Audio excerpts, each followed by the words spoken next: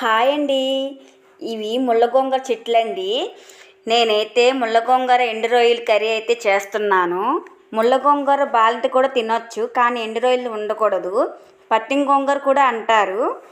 చాలా అంటే చాలా టేస్ట్గా చాలా బాగుంటుందండి ఈ ముళ్ళగోంగూర.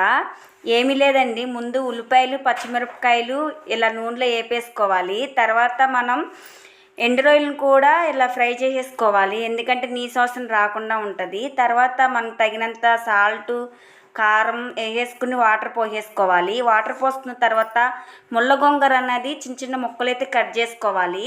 ఇదిగోండి, నాలాగా చిన్న చిన్న ముక్కలు అయితే కట్ చేసుకోండి. కట్ చేసుకున్న తర్వాత ఇక చూడండి, ఈ చిన్న పీస్ అయితే ఉండాలి.